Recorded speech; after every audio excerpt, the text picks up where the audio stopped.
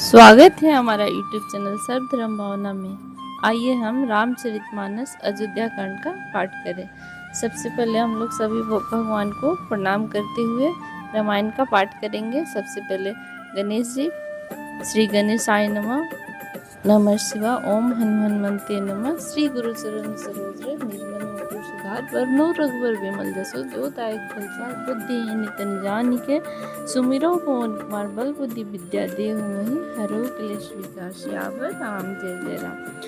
पिछले एपिसोड में हमने दोहा नंबर 259 तक की 69 तक की कथा पढ़ी थी। आगे की कथा इस प्रकार है, वहीं से शुरू करते हैं दोहा जहाँ पे छोड़ते हैं।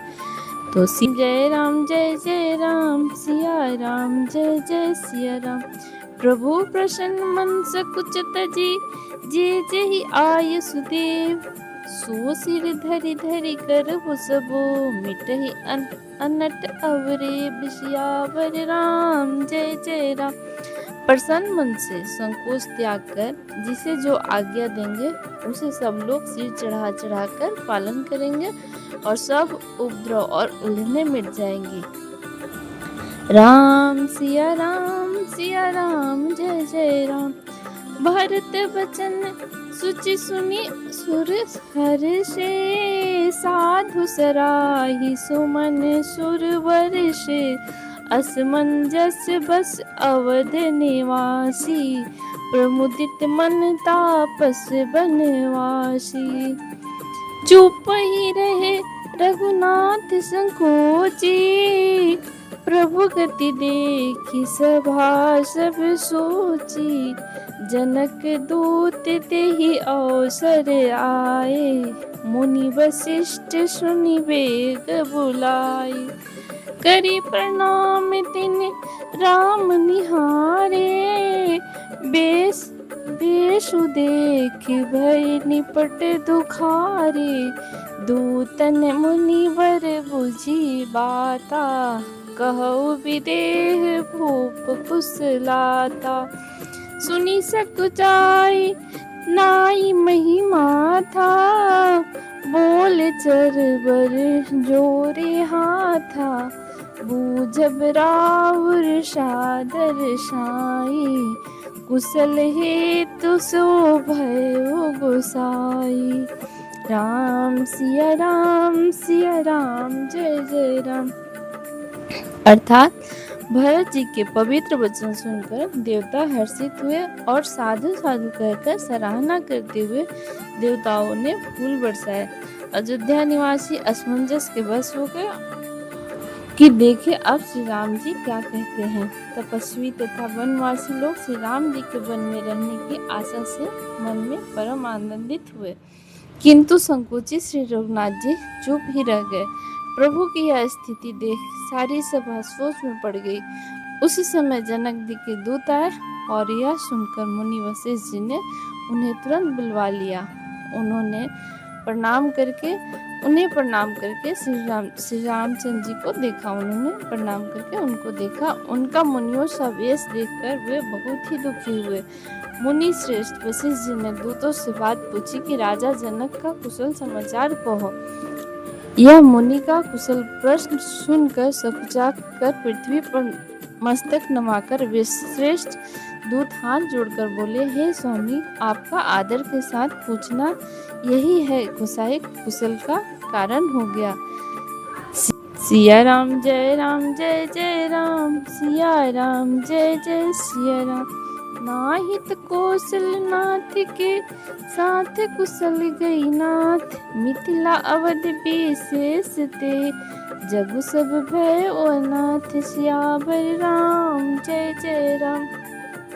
अर्थात नहीं तो हे नाथ कुशल क्षेम तो सब कौशलनाथ दशरथ जी के साथ ही चली गई। उनके चले जाने से यूं तो सारा जगत ही अनाथ हो गया, यानी बिना स्वामी के असहाय हो गया, किंतु मिथिला और अवध तो विशेष रूप से अनाथ हो गए। राम सिया राम जय जय राम। कौशलपति गति सुनी जन कोरा, भय शोक लो शोक बस बोरा, जही देखे तेही समय विधे हो, नाम सत्य अस लागन की हो। रानी कुचाली सुनत नर पालही, सूझन कछु जस मणि बिन ब्यालही, भरत राज रघुवर बनवासु, भा मिथिलेश ही हृदय हरासु। नृप बूझे बुध सचिव समाजो, कहो विचारी उचित का आजो, समुझ अवध असमंजस दो, चलियक रहे न कह कछु को। नृप धीर धरि हृदय विचारी, पठय अवध चतुर चरचारी, बुझी भरत सती भाव कुभाव, आयो वेगी न होई लखाओ। अर्थात अयोध्या नाथ की गति यानी दशरथ जी का मरण सुनकर जनकपुर वासी सभी प्रकार शोक के बावले हो गए और यानी सुध बुध खो बैठे। उस समय जिन्होंने विदेह को देखा उनमें से किसी को ऐसा न लगा कि उनका विदेह यानी देहाभिमान रहित नाम सत्य है, क्योंकि देहाभिमान से शून्य पुरुष को शोक कैसा। रानी की कुचाल सुनकर राजा जनक जी को कुछ सूझ न पड़ा। जैसे मणि के राज और श्री रामचंद्र जी को वनवास सुनकर मिथिलेश्वर जनक जी के हृदय में बड़ा दुख हुआ और राजा ने विद्वानों और मंत्रियों के समाज से पूछा कि विचार कर कहिए कि आज इस समय क्या करना उचित है। अयोध्या की दशा समझकर और दोनों प्रकार से असमंजस जानकर चलिए या रहिए। किसी ने कुछ नहीं कहा। जब किसी ने कोई सम्मति नहीं दी तब राजा ने धीरज धरकर हृदय में विचार कर 4 चतुर गुप्तचर यानी जासूस अयोध्या को भेजे और उनसे यह कह दिया कि तुम लोग श्री राम जी के प्रति भरत जी के सद्भाव यानी अच्छे भाव, प्रेम या दुर्भाव, बुरा भाव, विरोध का पता लगाकर जल्दी लौट आना, किसी को तुम्हारा पता न लगने पावे। सिया राम जय जय राम, सिया राम जय जय सिया राम। गए अवध चर भरत गति, बुझी देख कर तूत, चले चित्रकूट ही भरत चार, चली तेरे हूत, सियावर राम जय जय राम। गुप्तचर अवध को चले और भरत जी का ढंग जानकर उनकी करनी देखकर जैसे ही भरत जी को चित्रकूट को चले वे तिरहुत यानी मिथिला को चल लिए। जय श्री राम। आगे की कथा अगले एपिसोड में। चैनल पर बने रहने के लिए धन्यवाद।